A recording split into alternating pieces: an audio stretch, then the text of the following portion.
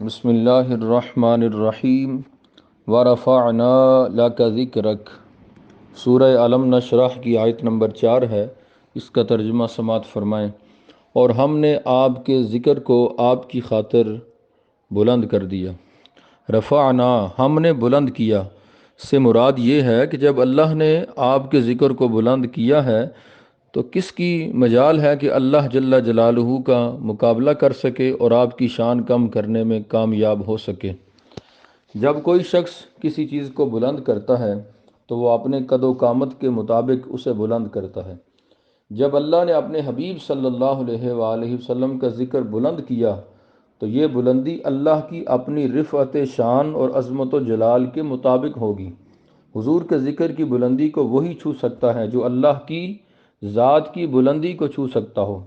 جب اللہ کی بلندی کی کوئی حد نہیں، اللہ کی بلندی کو کوئی چھو نہیں سکتا، تو معلوم ہوا کہ حضور صلی اللہ علیہ وآلہ وسلم کی شان و مقام تک بھی کسی کی نگاہ نہیں جا سکتی۔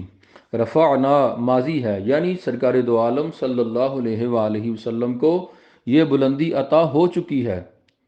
اس کا فاعل اللہ تعالیٰ خود ہے۔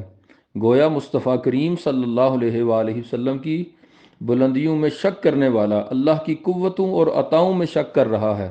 لاکا کا معنی ہے تیرے لیے۔ گویا اللہ تعالیٰ نے حضور کریم صلی اللہ علیہ وآلہ وسلم کو یہ بلندی حضور کی خاطر عطا فرمائی ہے، حضور کی خاطر عطا فرمائی ہے۔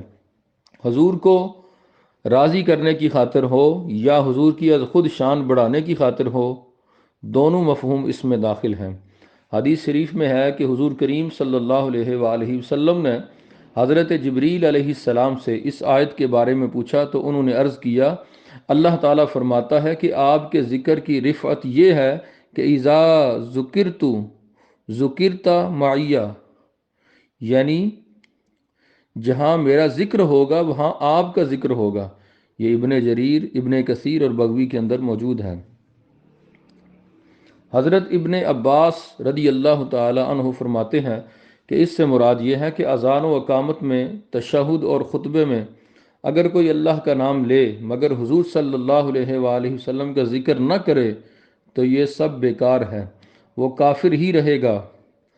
تقریباً تمام مفسرین نے یہی بات لکھی ہے۔ حضرت قتادہ رحمۃ اللہ علیہ فرماتے ہیں کہ اللہ تعالیٰ نے آپ صلی اللہ علیہ وآلہ وسلم کا ذکر دنیا اور آخرت میں بلند کر دیا ہے۔ کوئی خطیب، کوئی کلمہ شہادت پڑھنے والا اور کوئی نمازی نماز پڑھنے والا ایسا نہیں جو اشہد ان لا الہ الا اللہ و اشہد ان محمد الرسول اللہ نہ کہتا ہو۔ یہ بھی ابن جریر، ابن کثیر دونوں کے اندر موجود ہے۔ حضرت ضحاک رحمۃ اللہ علیہ فرماتے ہیں کہ آپ کے وسیلے کے بغیر کوئی نماز قبول نہیں ہو سکتی اور آپ کا ذکر خیر کیے بغیر کوئی خطبہ جائز نہیں ہوتا۔ یہ تفسیر بغوی کے اندر موجود ہے۔ آج مشرق سے لے کر مغرب تک اذانوں کا سلسلہ سورج کے ساتھ ساتھ اس طرح جاری و ساری رہتا ہے کہ 24 گھنٹے کے ہر سیکنڈ میں کہیں نہ کہیں اذان کی آواز بلند ہو رہی ہوتی ہے۔ امام راضی رحمۃ اللہ علیہ لکھتے ہیں، اس ذکر میں نبوت کے تمام کمالات اور خصائص، آپ صلی اللہ علیہ وآلہ وسلم کی زمین و آسمان میں شہرت، عرش پر آپ کا اسم گرامی لکھا ہونا، شہادت اور تشہد میں اللہ کریم کے ساتھ آپ کا ذکر، اگلی کتابوں میں آپ کی بشارات، آفاق میں آپ کے چرچے، سلسلہ نبوت کا آپ پر اختتام، ہر خطبے اور اذان میں آپ کی رسالت کا اعلان، خطوط اور کتب کے مصنفین کا شروع میں آپ پر درود و سلام لکھنا اور قرآن میں بار بار اللہ تعالیٰ کا اپنے ذکر کے ساتھ آپ کا ذکر کرنا، سب چیزیں شامل ہیں۔ یہ تفسیر کبیر کے اندر موجود ہے۔ اللہ کریم نے بھی قرآن شریف میں اپنے نام کے ساتھ اپنے رسول صلی اللہ علیہ وآلہ وسلم کا ذکر بے شمار آیات میں کیا ہے۔ چند آیات مبارکہ، مثلا اللہ اور اس کے رسول کی اطاعت، یہ سورہ انفال میں ہے۔ اللہ اور اس کے رسول کی نافرمانی نہ کرنا، یہ سورۃ النساء میں ہے۔ اللہ اور اس کے رسول کی طرف ہجرت، یہ بھی سورۃ النساء میں ہے۔ اللہ اور اس کے رسول پر ایمان، یہ سورۃ النساء میں ہے۔ اللہ اور اس کے رسول سے جنگ کی مذمت، یہ سورۃ المائدہ کے اندر موجود ہے۔ اللہ اور اس کے رسول کی محبت، یہ سورہ توبہ کے اندر موجود ہے۔ اللہ اور اس کے رسول نے عطا کیا، یہ بھی سورہ توبہ کے اندر موجود ہے۔ ہمیں اللہ اور اس کے رسول اپنے فضل سے دے گا، یہ بھی صورت توبہ کے اندر موجود ہے۔ اللہ اور اس کے رسول کا زیادہ حقدار ہیں، اللہ اور اس کا رسول زیادہ حقدار ہیں کہ انہیں راضی رکھا جائے، یہ بھی سورہ توبہ کے اندر موجود ہے۔ اللہ اور اس کے رسول نے انہیں اپنے فضل سے غنی کر دیا، یہ بھی سورہ توبہ کے اندر موجود ہے۔ اللہ اور اس کے رسول سے آگے مت بڑھو، یہ سورۃ الحجرات کے اندر موجود ہے۔ اور سورہ احزاب کے اندر ہے، اے حبیب اس پر اللہ نے انعام کیا اور تو نے انعام کیا، حتیٰ کہ حضور کریم صلی اللہ علیہ وآلہ وسلم کے ہاتھ پر بیعت کرنے کو اپنے ہاتھ پر بیعت کرنا قرار دیا، یہ سورہ فتح کی آیت مبارکہ نمبر 10 کے اندر موجود ہے۔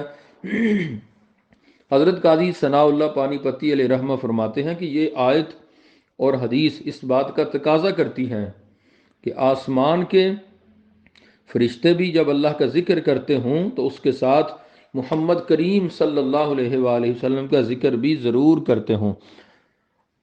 چنانچہ عرش کی دہلیز پر بھی آپ صلی اللہ علیہ وآلہ وسلم کا نام مبارک لکھا ہوا ہے، یہ بھی تفسیر مظہری کے اندر موجود ہے۔ امام رازی رحمۃ اللہ علیہ نے یہاں تک لکھا ہے کہ بادشاہ السلاطین آپ علیہ الصلاۃ والسلام کے پیروکار ہیں، تمام خلفاء آپ کے قبیلے سے ہیں، قاریوں نے آپ کے منشور کے الفاظ کو حفظ کر لیا ہے، مفسرین اس کے معانی کی تفسیر میں مصروف ہیں، واعظ آپ کی احادیث پر واز کیے جا رہے ہیں، بلکہ تمام علماء اور سلاطین آپ کے در اقدس پر آج بھی حاضری دے رہے ہیں اور دروازے کے باہر ادب سے کھڑے ہو کر سلام عرض کر رہے ہیں، آپ کے روضہ انور کی مقدس مٹی پر اپنے چہرے رگڑ رہے ہیں، آپ کی شفاعت کے امیدوار ہیں، آپ کا شرف قیامت تک کے لیے جاری و ساری ہے، یہ تفسیر کبیر کے اندر موجود ہے۔ حضرت سیدنا حسان بن ثابت رضی اللہ تعالی عنہ فرماتے ہیں، اغر علیہ للنبوتی خاتم من اللہ مشہود یلوح ویشہد وضم الالہ اسم النبی معصمہ اذا قال فی الخمس المؤذن اشہد وشق له من اسمہ لیجلہ فذو العرش محمود وہذا محمد۔ اس کا ترجمہ یہ ہے، یہ تفسیر ابن کثیر کے اندر موجود ہے، نبوت کی مہر آپ کی پشت مبارک پر بڑی واضح ہے اور اللہ کی طرف سے نشانی کے طور پر دکھائی جا رہی ہے، اور وہ ہر وقت چمک رہی ہے اور آپ کی رسالت کی گواہی دے رہی ہے۔ 5 وقت کی اذان میں جب مؤذن شہادت بولتا ہے تو اس میں اللہ نے نبی کا نام اپنے نام میں ضم کر دیا ہے، اللہ نے اپنے نبی کے نام کو اپنے نام سے مشتق کیا ہے، عرش کا مالک محمود ہے، جبکہ نبی کریم صلی اللہ علیہ وآلہ وسلم کا نام محمد ہے۔